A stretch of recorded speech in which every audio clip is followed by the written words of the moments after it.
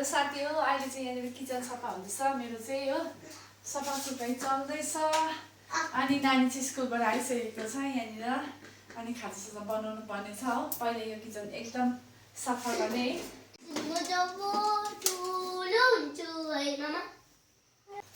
यहाँ चाहिँ एकदम क्लिन गर्नुपर्ने छ एकदम neat and clean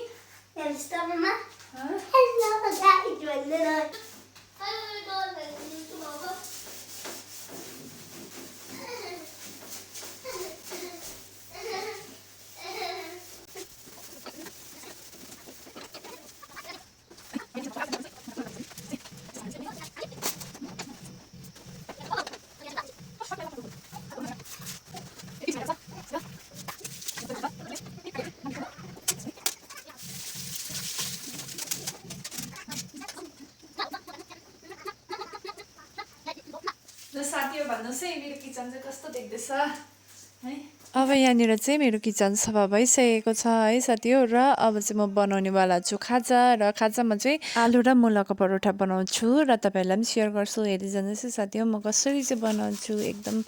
tasty paratha. यसलाई चाहिँ मजाले यसको पानी पुरा नि हुन्छ नि त रस यहाँ हेर्न सक्नुहुन्छ है रस चाहिँ यति बेसी निस्किन्छ है यसको चाहिँ त्यही भएर यसलाई चाहिँ मजाले निचार्नु जरुरी छ है यसको चाहिँ रस हेर्नुस् है यति बेसी निक्लिरहेको छ अनि फाइनली यहाँ मेरो मुलाको यो ग्रेट गरेको है रेडी भइसकेको छ र यसमा चाहिँ अब एड गर्नुपर्छ मसला अनि चाहिँ आलु पनि हाल्नुपर्ने छ है आलु हालेर यसको मसला रेडी गर्नुपर्छ and here is a potato है यो चाहिँ मैले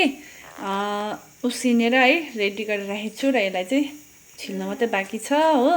अनि लु फटाफट अब यसलाई छिलेर चाहिँ है यसको मसला रेडी गरौँ छ अब यसलाई चाहिँ मजाले तास्ने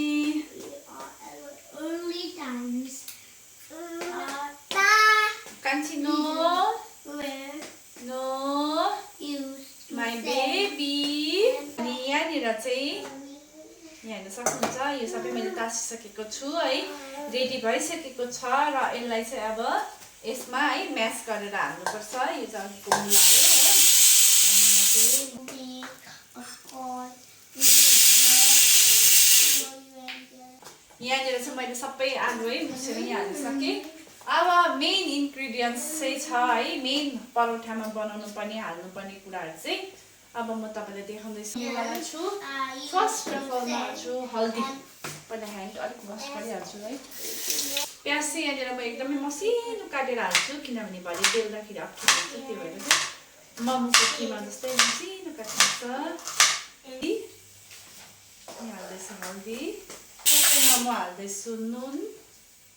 र अघि काटेको यो सबै पनि म यसमै हालिदिन्छु सबै कुरा हालिसकेको छु है अनि अब एउटा चाहिँ यहाँ मेन इन्ग्रिडियन्ट्स हाल्नेवाला छु त्यो चाहिँ हो तपाईँको चाट मसला है यो चाट मसला चाहिँ त्यस्तो बेसी नहाल्नुहोस् होला कम्ती हाल्नुहोस् होला नानीहरू छ भने चाहिँ र यहाँनिर चाहिँ म स्वादको लागि कम्ती हालेको जस्तो मात्रै गर्दैछु है यहाँनिर चाहिँ म यो चाहिँ अप्सनल हो तपाईँले हाल्दा पनि हुन्छ नहाल्दा पनि हुन्छ मलाई चाहिँ एकदमै टेस्टी लाग्छ र म यहाँनिर चाट मसला पनि हाल्दैछु हो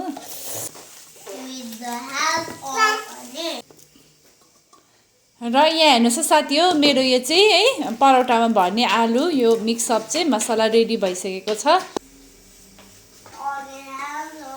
डो रेडी गरिसकेको छु है आँटाको अनि यो चाहिँ एकदम 5-7 पुगेर रेडी भएको छ है यहाँनिर चाहिँ म बेसी ठुल्ठुलो बनाउँदिनँ अलिक सानो नै बनाउँछु किनभने पाक्दैन नि त हो पाक्नु टाइम लाग्छ सो द्याट डो बनाउँदैछु